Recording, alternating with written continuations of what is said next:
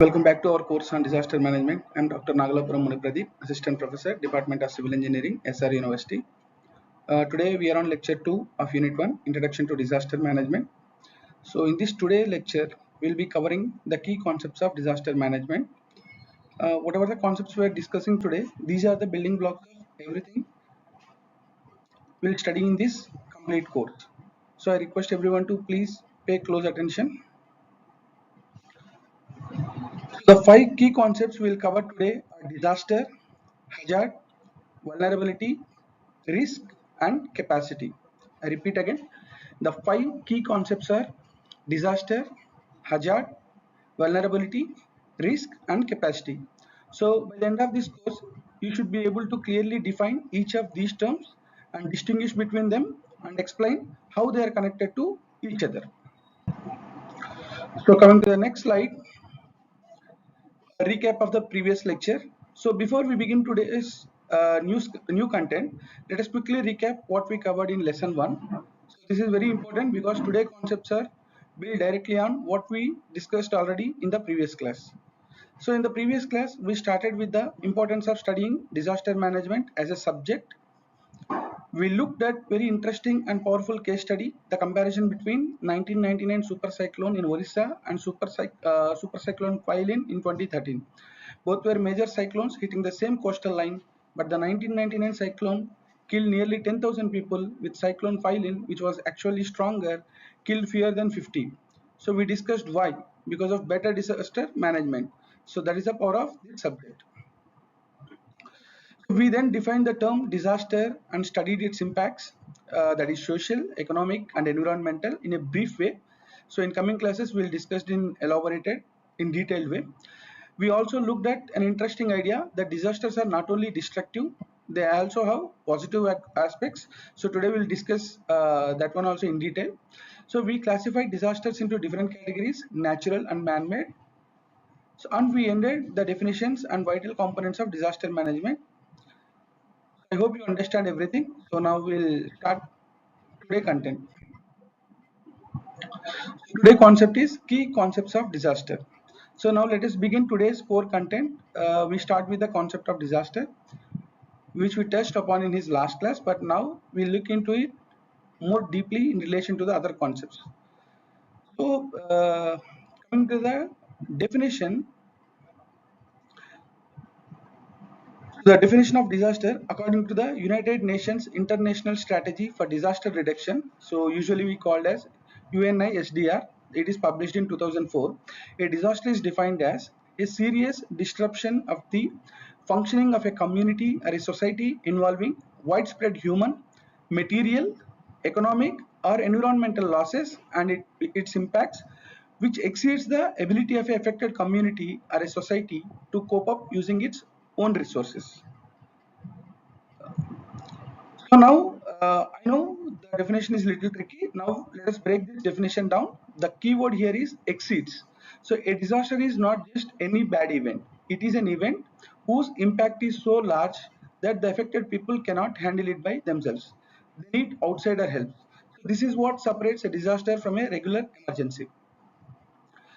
And the next point in the definition is very, very important. That is, a disaster happens when hazard impacts a vulnerable population and causes damage or casualties as well as disruption. So we'll study the term hazard and vulnerable separately, but remember this connection right now. A disaster is a combination of hazard and vulnerability. Both must be present. Let me give you a clear example. This is mentioned in this slide. Consider an earthquake occurring in an uninhabited desert. It may be magnitude of 8 earthquake, extremely powerful. But if there are no people, no buildings, no infrastructure, can we call it as a disaster? The answer is no. It is a natural event, perhaps even a hazard, but not a disaster. So a disaster requires human impact. On the other hand, even a small earthquake, the magnitude is 5, occurring directly below a densely populated, poorly constructed city, can become a major disaster. So the magnitude of the natural event alone does not determine whether it is a disaster or not. The presence of vulnerable people and their inability to cope up with the impact is what makes it a disaster. So we discussed already in the last class. So coming to the next slide. So you can see this table, it is very interesting. Um, it is a disaster. We'll discuss both negative as well as positive aspects. So many people were confused what is the positive aspects in disaster. Now look at this very creative slide. So the word disaster has been used as an acronym to list out both the negative and the positive aspects of a disaster. So this table is sourced from IGNOU, the Indira Gandhi National Open University. It is published in 2012. So let us read through each letter together. I want to pay keen attention to the positive column because that is a less obvious side of the disaster, because people every time they discussed about the negative aspects, but in this table I want to highlight the positive column. So we'll start. The first the first letter D stands for damage in the negative sense, but also for developing in the positive sense. So disasters often trigger large scale reconstruction and infrastructure development that might not have happened otherwise. So because of the disaster, now government is able to reconstruct the total infrastructure. So that is a positive aspect. Coming to the second letter I, the I stands for interruption negatively. And if you see the positive side, innovation. When normal system collapse, people are forced to find new solutions. Many technological innovations have come from disaster solution situations. And the third letter A stands for severe negatively. And you see the positive side, it is sharing. Disaster bring out extraordinary acts of human solidarity. People share food, shelter, and resources with strangers. And A stands for antagonistic negatively and awareness positively. Disasters wake people up. So after a major disaster, communities become far more aware of their risks and begin taking their precautions. So again, one more yes came. The second yes stands for scourge negatively and self-sufficient positively. So communities that survive disasters often rebuild in smarter, more self-sufficient ways. And T stands for trauma. Usually after disasters, people felt trauma. And if you see the positive side, it is transformation. Post disaster transformation of policies, laws, and governance is very common. So, the 2004 Indian Ocean tsunami, for example, led to the creation of India's National Disaster Management Authority in 2005. That is the positive side. And E stands for emergency negatively. But if you see the positive side, E stands for education. Disasters teach society lessons that is no classroom can teach about risk, resilience, and responsibility. And finally, R stands for risk negatively and resilience positively. Resilience is the capacity to recover from disasters, and every disaster strengthens this capacity if we managed very well. So the message is very clear. While disasters are largely negative, they also carry seeds of positive change. As disaster management and civil engineers, our job is to minimize the negative and maximize the positive outcomes through this disaster management subject. I hope you understand the positive side. Very less people were obvious about this negative other side of the disaster management course. Next, coming to the key concepts of hazard. So now we move to the second key concept, that is called hazard.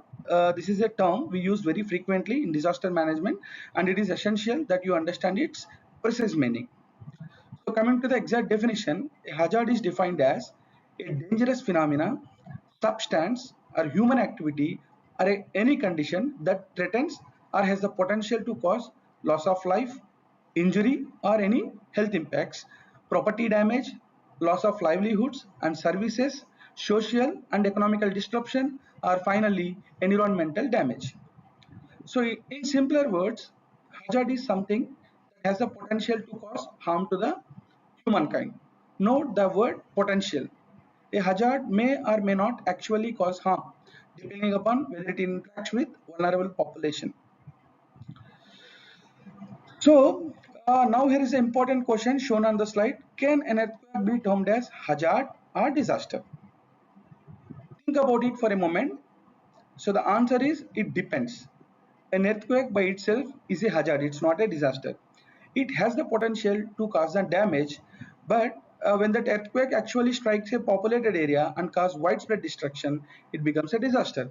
The same event can be hazard in one situation and disaster in another situation. So the key difference is it caused significant harm to community. Examples of natural hazards listed on the slide, which includes floods, tsunamis, and earthquakes. These all are hazards only. These all are phenomena that exist in nature and carry the potential for destruction. When these natural hazards will meet vulnerable people, then it converted as disaster. Next slide. Coming to the next slide, this slide shows the key concepts of hazards.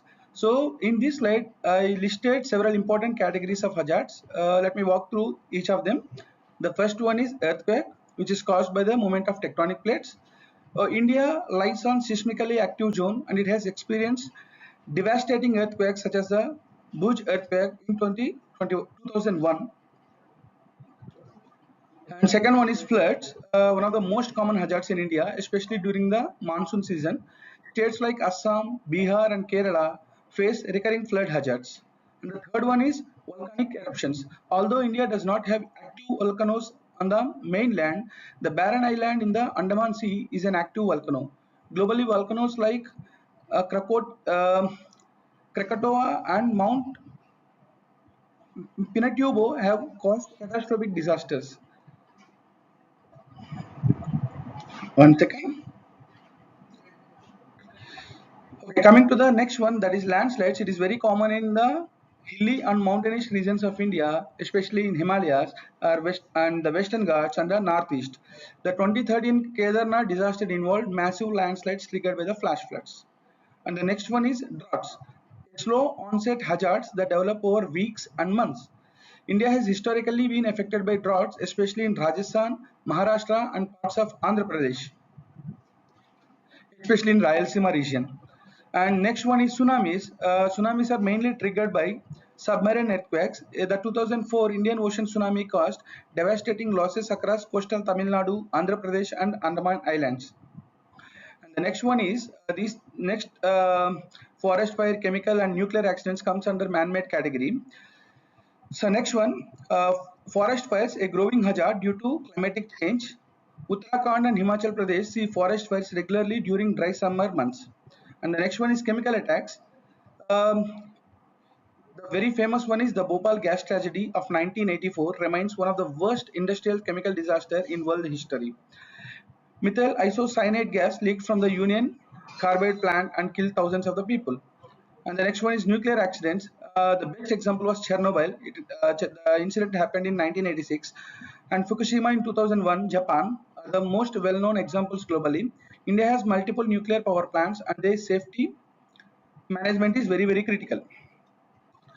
So till now, all the hazards I just explained briefly, but in coming classes I'll explain in detail about each hazard and what is their impacts and what are the preparedness plan. Everything we'll discuss in the coming classes. So all these are called hazards because they carry potential to cause loss of life or damage or infrastructure. Whether they actually become disaster depends upon where they occur and how prepared the affected community is. Um, so coming to the next slide, you can see here there is a visual comparison of hazard versus disaster. So this slide shows that photographs sourced from the Urban Geological Survey. Both photographs depicts a rockfall or landslide situation, the same type of event, but they are fundamentally different. Image A on the left hand side shows a natural hazard, a rockfall or landslide. We can see rocks and debris moving or fallen in a mountainous area. There is no people, no buildings, no infrastructure visibility. So this is nature doing what it does. The rockfall or slope fall or landslides, anything may occur. This is a geological hazard. But if you see the right hand side, that image B, it is also a natural disaster, the same type of landslide, but this time it has struck a settlement. Buildings are destroyed, roads are blocked, and lives are at risk. Same event, a landslide, has become a disaster because it has impacted people and their property. So this visual comparison is extremely powerful. So I want you to remember this distinction throughout this course. A hazard becomes a disaster only when it interacts with human presence and vulnerability. Right? I hope you understand.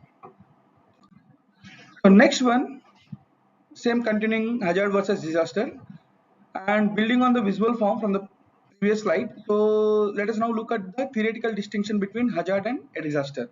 The first point, when a natural process poses a threat to human life or any property, it is termed as a natural hazard. So the moment a natural process, be it a flooding or earthquake or volcanic activity, any natural thing, comes close enough to people or their properties to threaten them, it becomes a hazard.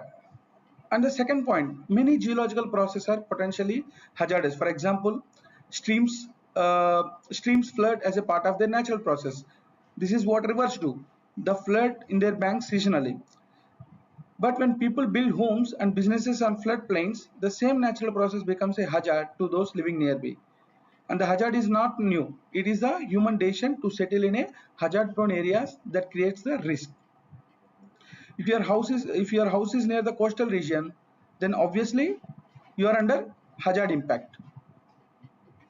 And the main third point, a hazard becomes a natural disaster when the event causes significant damage to the life or a property. So this is a threshold significant damage. The minor inconveniences or small losses do not consider under a disaster. And the fourth point, very very important point, if the event kills or injures large numbers of people or causes extensive property damage, it is called catastrophe. So there is one more term called catastrophe. So this is beyond the disaster.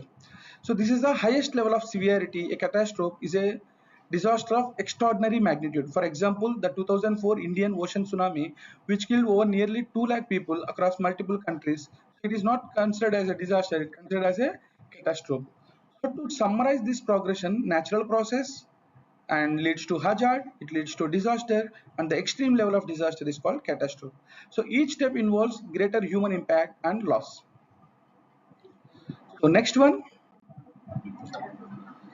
So last class I discussed about two broad categories. One is natural disaster, second one is man-made disaster, and now we are talking about the classification of hazards. So till now we understood what a hazard is. Let us classify them. So this slide shows three important ways to classify hazard. The first classification is natural versus man-made hazard, what we discussed in the last classes. So natural hazards are those caused by the natural processes. For example, volcanoes, earthquakes and floods. And the second category, man-made hazards, are those caused by human activities. Oil spills, industrial accidents, deforestation, or any terrestrial activities and war. So the photograph on the left side contrasts a volcanic eruption as a natural hazard versus an oil spill as a man-made hazard. So this is the first category. Second classification is direct versus indirect hazard. A direct hazard is one that directly causes damage. For example, a landslide directly buries buildings and roads. An indirect hazard is one that causes damage through a chain of events. For example, there may be a dam failure which is caused by excessive rainfall. So the rain itself is a primary hazard and the dam failure here is indirect or secondary hazard. It is compounding the disaster effect. So many complex disasters involve both direct as well as indirect hazards operating simultaneously. See, if you take another example as earthquakes, when earthquakes are mainly formed because of the tectonic plate movements, the same thing happened below the ocean beds. Then it leads to tsunami also, earthquake as well as tsunami. It is compounding the effect. This is comes under direct and indirect hazards category. And the third classification, short-term versus long-term hazard. The short-term hazards are sudden and brief in duration. So earthquakes last seconds to minutes, but long-term hazards develop slowly over months and the years. For example, famines, droughts, and environmental degradation are long-term hazards. Short-term hazards are often more dramatic in immediate impact, while long-term hazards cause greater cumulative suffering to the humankind. Right? So you can see the images, whatever the explanation I illustrated with the help of images. So coming to the next slide, it is continuing to the classification of hazards only. This slide gives us more in detail and internationally recognized classification of hazards. So this classification is used by United Nations and international disaster management agencies. The first one is sudden onset hazard. These are Geological and climatic hazards that strike without much warning and cause immediate destruction. So examples includes earthquakes, tsunamis, floods, tropical storms, volcanic eruptions, and landslides. So these are geologically and climatic hazards, and these hazards will strike without any warning, and it will cause immediate destruction. So these events may last seconds to hours, or sometimes it may days. Their impact is very high intense and very immediate. So emergency response must be very fast, otherwise the impact must be double the impact. The second one is slow onset hazards. These are environmental hazards that develop gradually over a weeks or months and sometimes even years. The best example is droughts, famine, environmental degradation, desertification, deforestation, and there is one more slow onset hazard that is called pest infestation. These are the best examples of slow onset hazards. So these hazards are sometimes called silent disasters also, because in many countries they call it as silent disasters because they do not attract immediate attention but cause enormous long-term suffocation to the humankind. The best example is the Sahel region of Africa has experienced a devastating droughts and famines that have claimed millions of lives over decades. Because this number of deaths are not counting 1 or 2 days. This effect is very long lasting. So many people died, many millions of people died over decades. The third one is industrial and technological hazards. These hazards include system failures, industrial accidents, chemical spillages, explosions, and fires. These all are comes under industrial and technological hazards category. So the best example is the Bhopal gas tragedy, which is the India's most prominent example. People are always talking about this example from the Indian perspective. So technological hazards are particularly very dangerous because they can occur anywhere, even in cities considered safe from the natural hazards. In some cities they are very safe in natural hazards point of view, but in case of in the industrial and technological hazards point of view, so this it is also not safe. And the final one, very few people were talking, that is called wars and civil strikes. Armed aggressions, insurgency, terrorism, these hazards create massive displacement of people and lead to refugee crisis. So wars destroy infrastructure, the food system, the healthcare system, and it is turning entire nations into disaster zones. So conflict-induced disasters are increasingly recognized in international disaster management framework. And last one, so now till 2019, before 2019, people they don't have much idea about these epidemics, but after COVID-19, so now people are mainly discussing about the fifth category, that is called epidemics. Waterborne diseases, foodborne diseases, person-to-person diseases spread through contact and respiratory routes, vector-borne diseases like malaria and dengue, and complications from wounds to disaster zones. So the best example is the COVID-19 pandemic. So this pandemic reminded the entire world how devastating an epidemic or pandemic can be. It combined features of slow onset hazard with catastrophic global impact.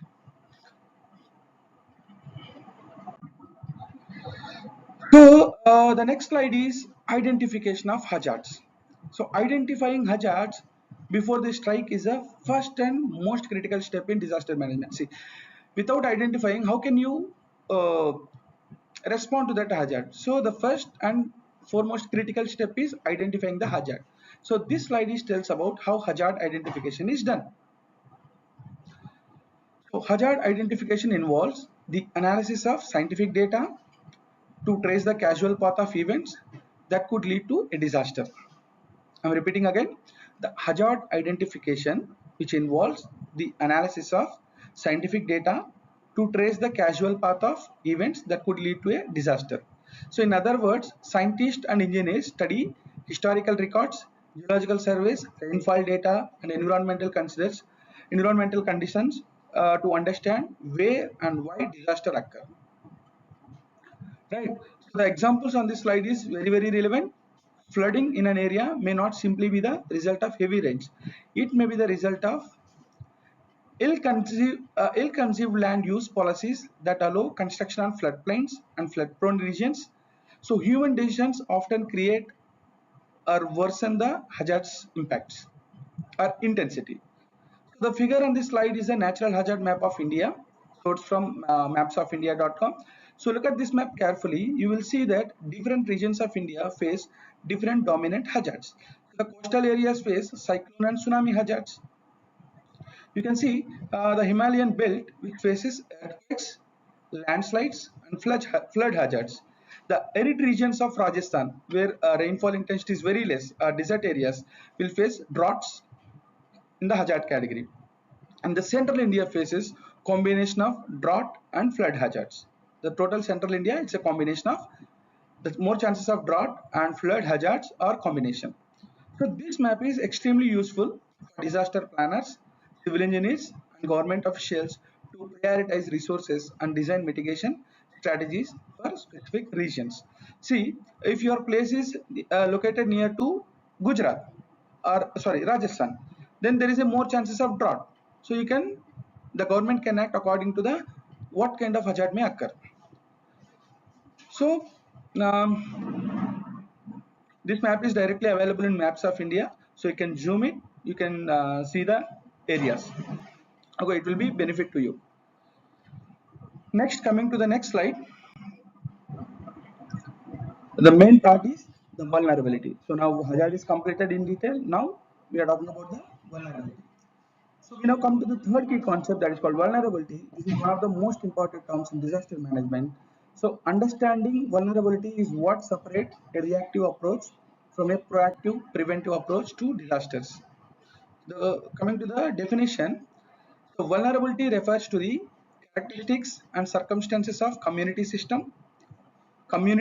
a system or asset that make it susceptible to the damaging effects of the hazard. So I'm repeating again. So the vulnerability refers to the characteristics and circumstances of a or a system or any asset that make it susceptible to the damaging effect of a hazard. So let us break this down. Vulnerability is not about the hazard itself. It is about the community or a system being exposed to that hazard. Two communities exposed to the same hazard may have very different levels of vulnerability. Why? So I'll explain. Because of differences in their building quality, their income levels, and their access to early warning systems, their governance structures, and their social cohesion. You understand? See, two communities exposed to the same hazard, two communities exposed to the same hazard but have very different levels of vulnerability. Why? Because there is a difference in building code. See, after 2001 Bhuj earthquake, the Gujarat government they introduced earthquake resistant buildings, right?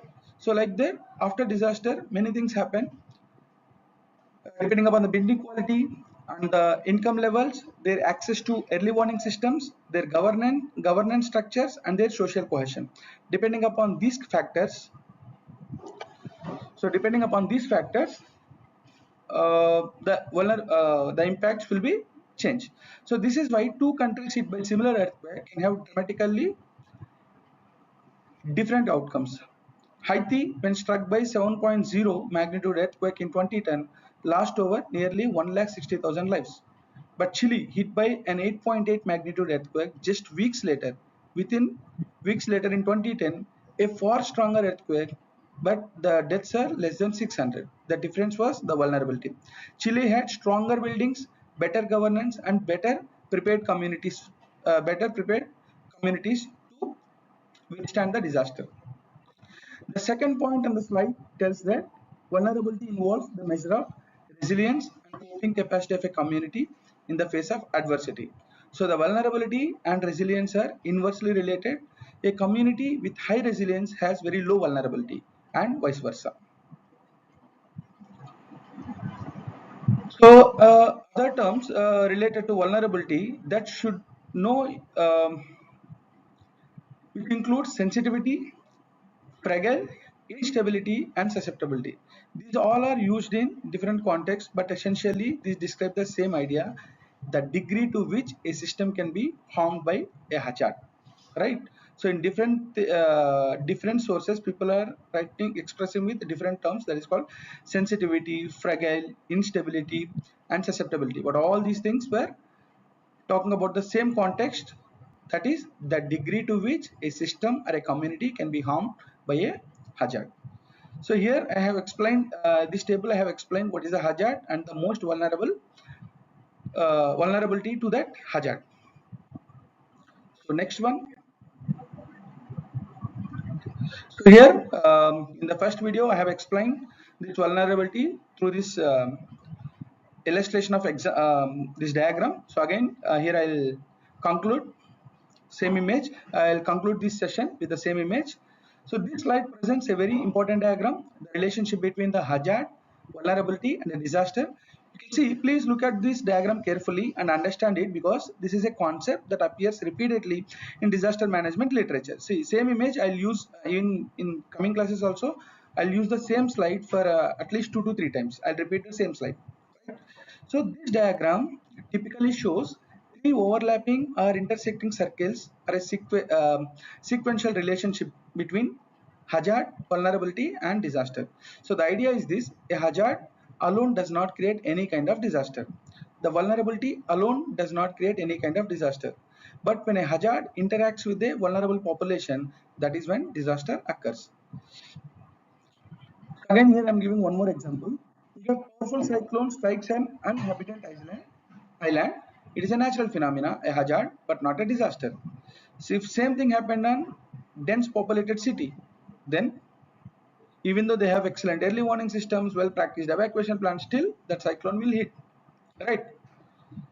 Maybe we can reduce the vulnerable level, but it may be chances of converting this hazard into disaster. But if the same cyclone hits poor coastal fishing community with there is no roof homes, no early warning system, there is no knowledge of evacuation routes, disaster will be very high. The intensity will be very, very high.